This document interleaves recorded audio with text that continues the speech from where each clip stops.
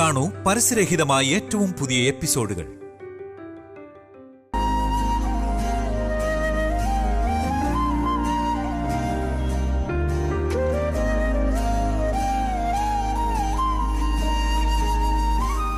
No sir, no sir, ഞാനും എൻ്റെ ഏട്ടനും സാറിൻ്റെ ഈവൻറ്റ് പ്രോജക്റ്റ് തന്നെ ചെയ്യുക. ഐ എം വെരി സോറി, കുറച്ച് ലേറ്റായിപ്പോയി. യാ ഷുവർ, പറഞ്ഞ സമയത്തിനുള്ളിൽ തന്നെ എല്ലാ പ്ലാനും റെഡിയാവും sir. I am really very very sorry sir. Yeah thank you so much sir, thank you.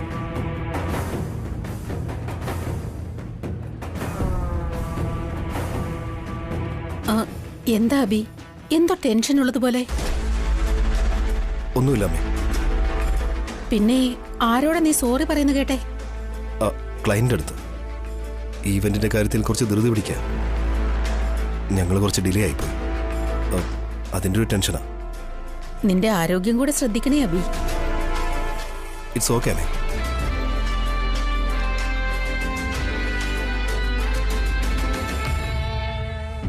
അതെ ഏട്ടാ, ഏട്ടൻ ഭക്ഷണം കഴിക്കാൻ വരൂ. ദാ വരുന്നു. വാ അമ്മേ, കഴിക്കാം. കുറച്ചു നേരത്തെ ഞാനും നിന്റെ അച്ഛനും ഫുഡ് കഴിച്ചു. നീ ചെന്ന് കഴിക്ക്. ശരി അമ്മേ.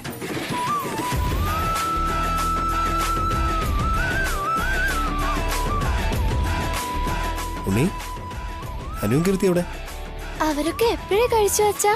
ഇപ്പോഴവര് കിടന്ന് ഉറങ്ങിയിട്ടുണ്ടാവും. ഇത്രയും നേരമായിട്ട് നീ എന്താ കഴിക്കാത്ത?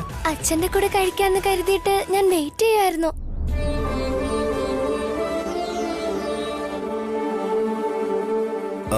വസുന്ധര, ആദ്യം ഉണ്ണിക്ക് വിളമ്പി കൊടുക്ക.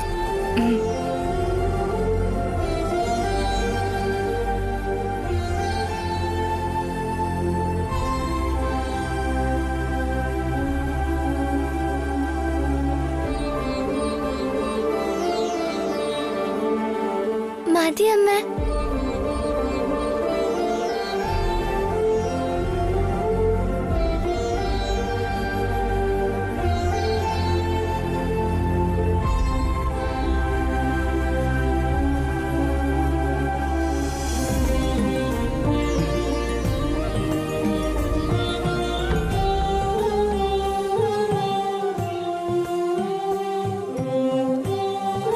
എന്താ ഉണ്ണി ഇങ്ങനെ കഴിക്കുന്നേ?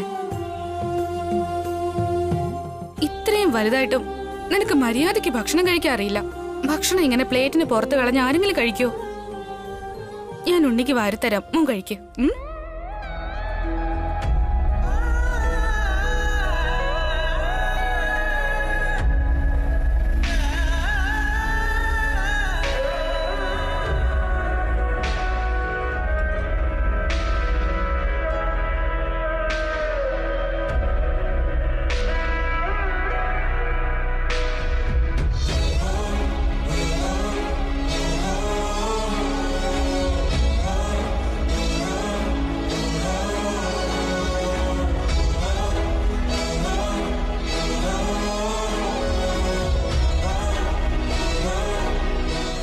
ഈ വസുവിന് എന്ത് പറ്റി? അബിക്ക് ചോറ് വെച്ചിട്ട് കറി ഒഴിക്കാതെ ഇരിക്കുന്നു. അബിയെ മറന്നിട്ട് ഉണ്ണിക്ക് വാരി കൊടുത്തോണ്ടിരിക്കുകയാണല്ലോ. ഇവൾക്ക് എന്താ ഇത്ര അശ്രദ്ധ? അബി എന്തുമാത്രം ടെൻഷനില്ല. ഈ സമയത്ത് ഇങ്ങനെയാണോ ഇവള് ചെയ്യേണ്ടത്?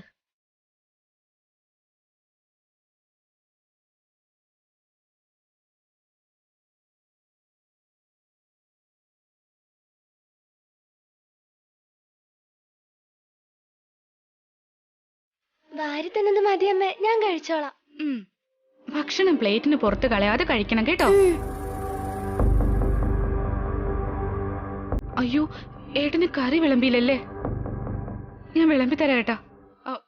ഒരു മിനിറ്റ്, ഞാൻ കൈ കഴുകിയിട്ട് വരാം.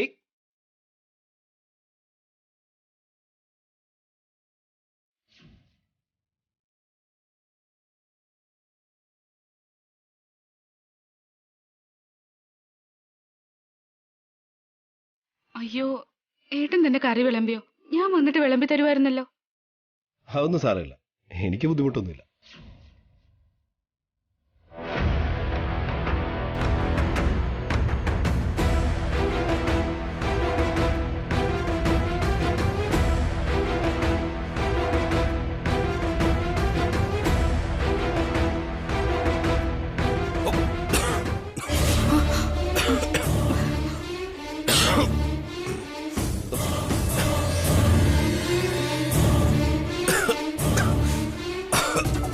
അച്ഛാ ഇതാ അച്ഛൻ, വെള്ളം പെട്ടെന്ന് കുടിക്ക്.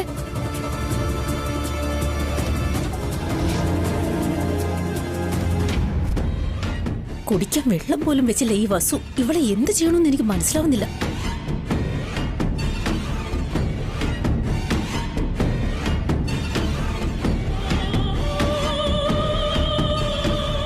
തൽക്കാലം ഇപ്പൊ ഒന്നും പറയണ്ട. അബി പോയതിനു ശേഷം ഞാൻ പറഞ്ഞോളാം. വസുന്ധര, താനും കൂടെ ഇരിക്കേ.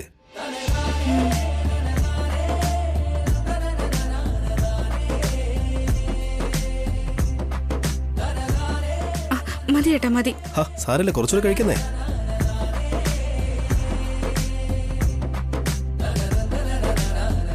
അത് ഞാൻ എടുത്തോളാം ഏട്ടാ. ഞാൻ വിളമ്പി തരാം, താൻ കഴിക്കേ. മതി ഏട്ടാ. കഴിക്കടോ, ഹാവ് ഇറ്റ്. കുറച്ച് പരിപ്പേറിയോട് ഒഴിക്കാം.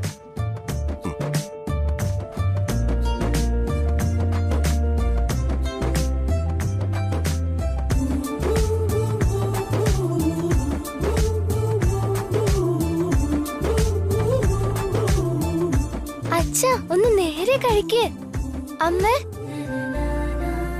എനിക്ക് വാരിത്തന്നത് പോലെ അമ്മ അച്ഛനും വാരിക്കൊടുക്ക്.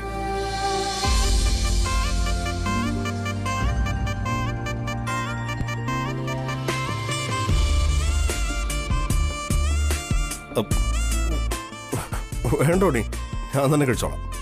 അതൊന്നും സാരമില്ല അച്ഛാ, അമ്മ അച്ഛന് ചോറ് വാരിത്തന്നോളൂ. അമ്മ വാരിക്കൊടുക്ക്. ഉണ്ണി, അത് ഇറ്റ്സ് ഓക്കെ, ഞാൻ കഴിച്ചോളാം.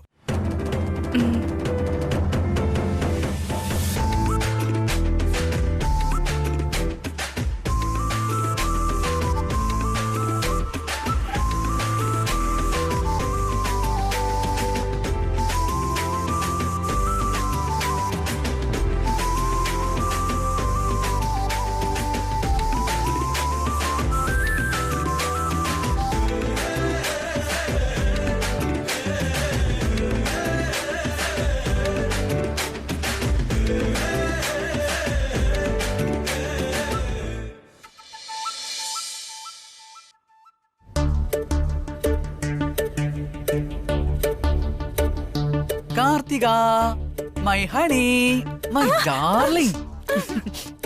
Don't touch me. എന്തുവാടി ഇത്? എന്തിനാ തള്ളി മാറ്റിയത്? തള്ളി മാറ്റാതെ നിന്റെ കൂടെ ഡുവറ്റ് പാടണോ? എന്തിനാണ് ഇത്രയും ദേഷ്യം? നിന്നെ പോലെ ഒരു വേസ്റ്റ് ഹസ്ബൻഡിനെ ഞാൻ ഒരിടത്തും കണ്ടിട്ടില്ല. നിന്നെക്കാളും എന്റെ ഡാഡി എത്ര ബെറ്ററാ. ഇടയ്ക്കിടയ്ക്ക് എന്റെ മോമിനോട് വാ തുറന്ന് എന്തെങ്കിലും പറയും. നിനക്ക് നിന്റെ അമ്മയോട് സംസാരിക്കാൻ പോലും ആകുന്നില്ല. നിനക്ക് ധൈര്യമൊന്നും ഒരു സാധനമില്ല. നീ വെറും വേസ്റ്റാ. നിന്നെ ഞാൻ ഡിവോഴ്സ് ചെയ്യാൻ പോവാ. അങ്ങനെയൊന്നും പറയല്ലേടി. I can't Akhil. ഈ മാരീഡ് ലൈഫ് എനിക്ക് വേണ്ട. Solo life is so better. Free ബേർഡായി സമാധാനിക്കാം. അല്ല, ഞാനില്ലാതെ നിനക്ക് ഹാപ്പി ആയിട്ടിരിക്കാൻ പറ്റുമോ? അതെ, ഞാനിപ്പോ നിന്റെ കൂടെ നല്ല സന്തോഷത്തിലാണല്ലോ. സന്തോഷം താങ്ങാൻ വയ്യാതെ തുള്ളിച്ചാടി നടക്കുക. സന്തോഷം താങ്ങാൻ വയ്യാതെ ഹൃദയം പൊട്ടുമെന്നാ തോന്നുന്നേ. സ്വർഗത്തിലൂടെ പറക്കുന്നത് പോലെയുണ്ട്. ഇനി ഞാൻ പറയാൻ പോകുന്ന കാര്യം കേട്ടാലേ ശരിക്കും നീ ആകാശത്ത് പാറി പറന്ന് നടക്കും. ആദ്യം നീ കാര്യം എന്താണെന്ന് പറ.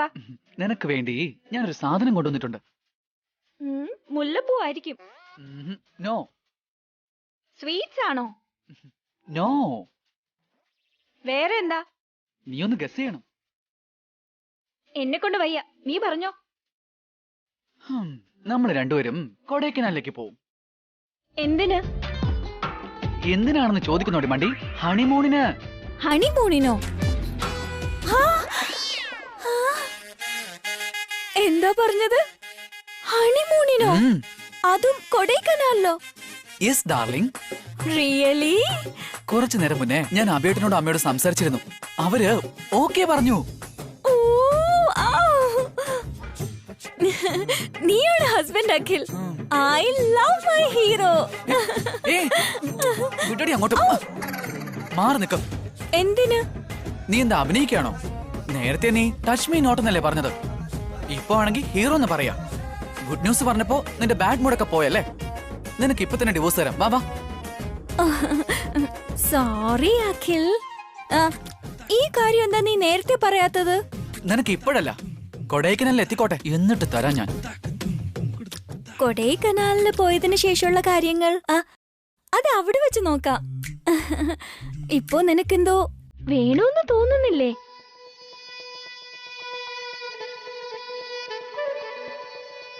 അമ്മേ, ഇവള് വലിയ ഡേഞ്ചർ ആണല്ലോ.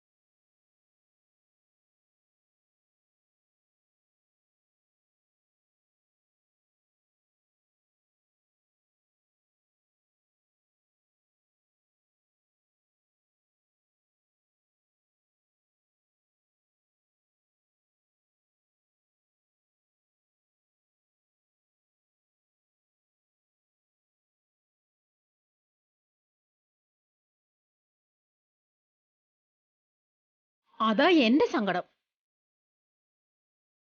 ആ വസു അവനെ ശ്രദ്ധിക്കുന്നേ ഇല്ല. അവൻ ഒന്നും തന്നെ ചെയ്തു കൊടുക്കുന്നില്ല. എപ്പോ നോക്കിയാലും അവൾ ഉണ്ണിയെ മാത്രം നോക്കി നടക്കുക. അവള് മാറുമെന്ന് കരുതി വിചാരിച്ചിരിക്കുമ്പോ എന്തിനു മാറണം എന്നുള്ള അഹങ്കാരമായിട്ട് നടക്കുക അവള്. എന്റെ ക്ഷമയെ പരീക്ഷിക്കുക അവള്. ഇനി എനിക്ക് ക്ഷമിക്കാൻ പറ്റില്ല. ഓഫീസിലും അവന് സ്ട്രെസ് കൂടുതലാണെന്ന് ഭാസ്കർ പറഞ്ഞിരുന്നു.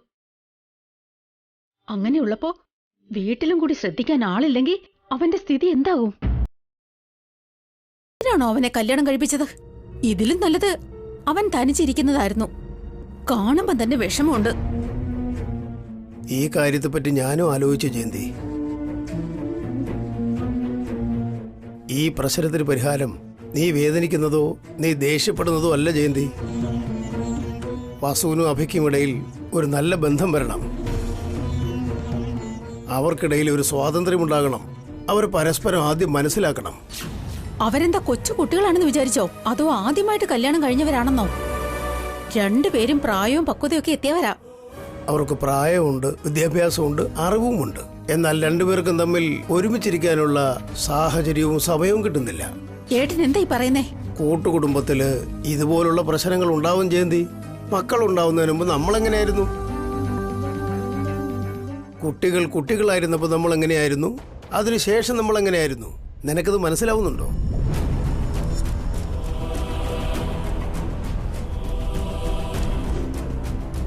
കല്യാണത്തിന് ശേഷം വസുവും അഭിയും എവിടെയും പോയിട്ടില്ല. ഭാര്യയും ഭർത്താവുമായിട്ട് ജീവിച്ചിട്ടുമില്ല. കൂട്ടുകുടുംബത്തില് അച്ഛനും അമ്മയായിട്ട് ജീവിക്കുക. അവർക്ക് രണ്ടുപേർക്കും ഇപ്പൊ ആവശ്യം സ്വകാര്യതയാ. രണ്ടുപേരെയും ഒരാഴ്ചത്തേക്ക് എങ്ങോട്ടെങ്കിലും വിടാം. എന്തു പറയുന്നു? അത് നല്ലൊരാലോചനയാ. അവരുടെ മനസ്സ് ഒന്നു ചേർന്ന് രണ്ടുപേരും പരസ്പരം മനസ്സിലാക്കും. ഉടനെ അതിന് ഏർപ്പാട് ചെയ്യേ. ശരി, 5 പേർക്ക് ടിക്കറ്റ് ബുക്ക് ചെയ്യാൻ ഞാൻ പറയാം. 5 പേരാരൊക്കെയാ? അഭിയും വാസവും മക്കളും. അവരോടൊപ്പം കുട്ടികൾ എന്തിനാ? അവര് രണ്ടുപേരെ മാത്രം അയക്കാം. കുട്ടികളെ നമുക്ക് നോക്കാം. ആയിക്കോട്ടെ ജയന്തി.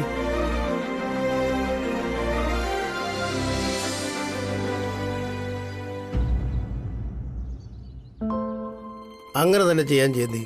അച്ഛാ, ആ ഞങ്ങളെ വിളിച്ചായിരുന്നോ? അതെ അഭി, എനിക്ക് നിന്നോട് പ്രധാനപ്പെട്ട ഒരു കാര്യം പറയാനുണ്ട്. പറഞ്ഞോളൂ അച്ഛാ. നീയും വസുവും കൂടി കുറച്ച് ദിവസം ഒരു യാത്ര പോയിട്ട് വാ.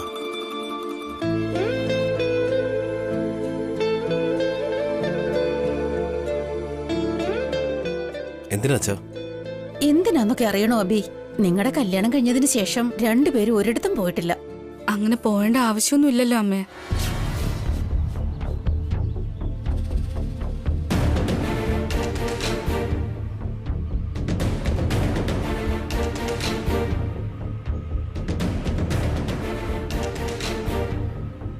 എന്താ മോളെ ഇത്? കല്യാണം ഇപ്പൊ കഴിഞ്ഞല്ലേ ഉള്ളൂ. കുറച്ച് നാൾ എങ്ങോട്ടെങ്കിലും പോയിട്ട് വന്നാൽ നിങ്ങൾക്ക് രണ്ടാൾക്കും ഇടയിൽ നല്ല ബോണ്ടിങ്, അണ്ടർസ്റ്റാൻഡിങ് ഉണ്ടാവുമല്ലോ.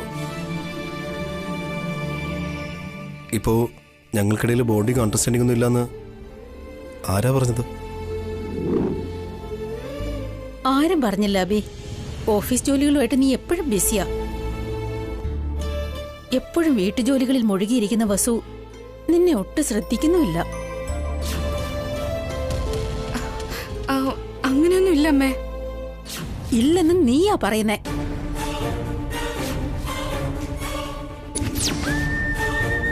ഉണ്ണിയുടെ കാര്യം മാത്രം നോക്കി നീ അബിയെ ശ്രദ്ധിക്കാതെ ഇരിക്കുന്നത് ഞാൻ എത്രയോ തവണ കണ്ടിട്ടുണ്ട്. ഇല്ല അമ്മേ, വസു എന്നെ നെഗ്ലക്ട് ചെയ്തിട്ടേ ഇല്ല. എന്നെ നന്നായിട്ട് തന്നെയാ നോക്കുന്നത്. നല്ലതായി നോക്കുന്നില്ല എന്നല്ല അഭി. ഓഫീസ് ജോലിയിൽ നീയും വീട്ടു ജോലിയിൽ വസുവും എപ്പോഴും ബിസി ആയിട്ടിരിക്കുകയല്ലേ. കുറച്ചുനാൾ ഈ ടെൻഷൻ എന്നൊക്കെ മാറി ഹാപ്പി ആയിട്ട് ടൈം സ്പെൻഡ് ചെയ്തിട്ട് വന്നാൽ രണ്ടുപേരും റിഫ്രഷായും റിലാക്സ് ആയും ഇരിക്കുമല്ലോ.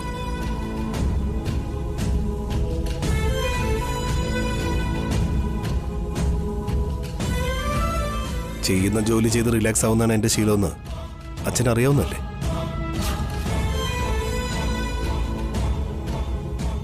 ജോലി അല്പം ചലഞ്ചിങ് ആയിരുന്നാലും അതിലാണ് ഞാൻ റിഫ്രഷ് ആവുന്ന അച്ഛൻ അറിയാവുന്ന കാര്യമാണ്. പിന്നെ വീണ്ടും ഈ റിഫ്രഷിങ്ങും റിലാക്സിങ്ങും എന്തിനാണ് അച്ഛാ? കുറച്ചു നാളത്തേക്ക് നിങ്ങൾ രണ്ടുപേരും വിദേശത്ത് പോയി എൻജോയ് ചെയ്തിട്ട് വന്നാ എന്ത് സംഭവിക്കാനാ അബി? അതിന്റെ ഒന്നും ആവശ്യമില്ല അമ്മേ. ഞങ്ങൾ നന്നായിട്ടാ പോകുന്നേ.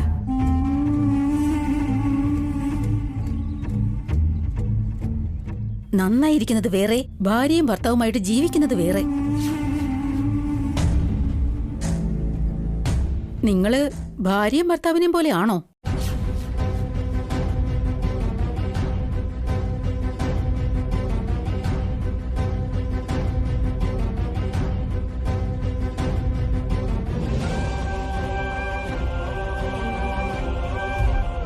ജയന്തി, ഏട്ടൻ മിണ്ടാതിരിക്കെ.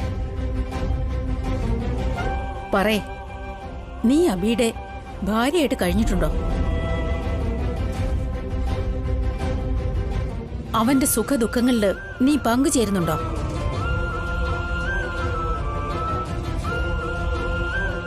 അവന്റെ ആരോഗ്യമൊക്കെ ശ്രദ്ധിക്കുന്നുണ്ടോ? അബിയോടൊപ്പം ചേർന്ന് നിർത്താമോ ജയന്തി?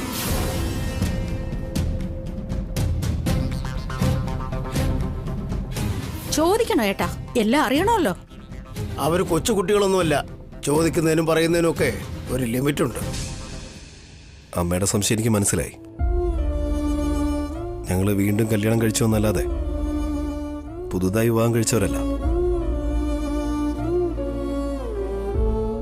ഞങ്ങൾക്ക് എല്ലാം അറിയാമെന്ന് ഞങ്ങൾ പറയുന്നില്ല. ഞങ്ങൾ എന്ത് ചെയ്യണമെന്ന് ഞങ്ങൾക്ക് അറിയാമെന്നാണ് ഞങ്ങൾ പറഞ്ഞത്.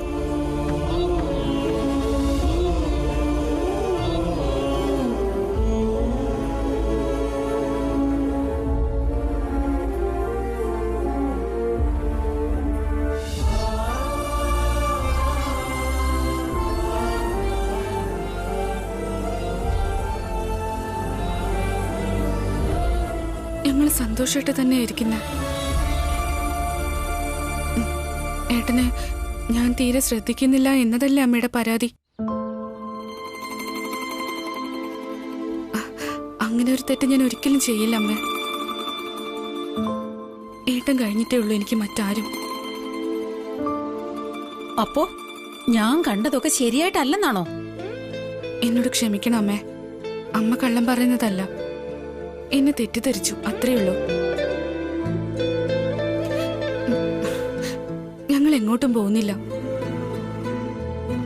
ഈ കുടുംബമാണ് ഞങ്ങളുടെ രണ്ടുപേരുടെയും സന്തോഷം. സോറി അച്ഛാ, ഈ വീട്ടിൽ തന്നെയാണ് ഞങ്ങളുടെ സന്തോഷവും മനസ്സമാധാനമൊക്കെ. അത് മതി ഞങ്ങൾക്ക്.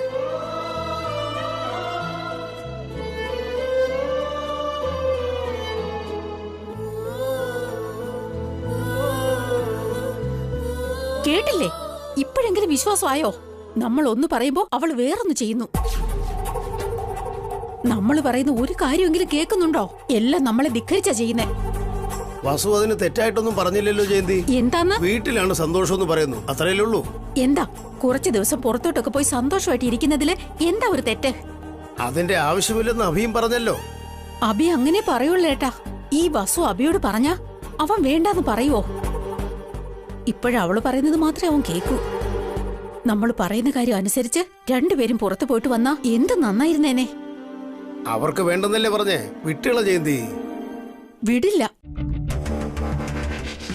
എപ്പോഴും ഞാൻ തന്നെ തോറ്റു കൊടുക്കണോ? ഒരു തവണ പോലും ഞാൻ പറയുന്നത് കേക്കില്ലേ അവര്?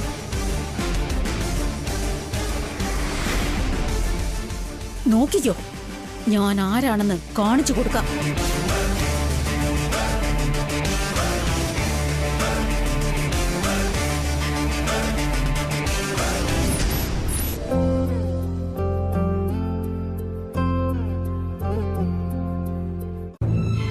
വസു, അതിങ്ങെടുത്തതാ.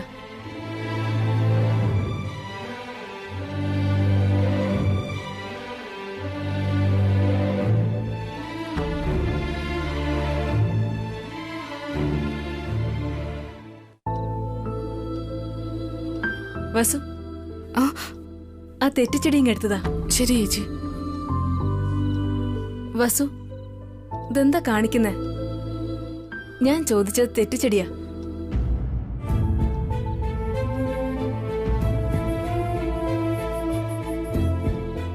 ഞാൻ എന്താ ചോദിച്ച, നീ എന്താ എടുക്കുന്നത്? എന്തു പറ്റി നിനക്ക് ഇത്രയും വലിയ ആലോചന?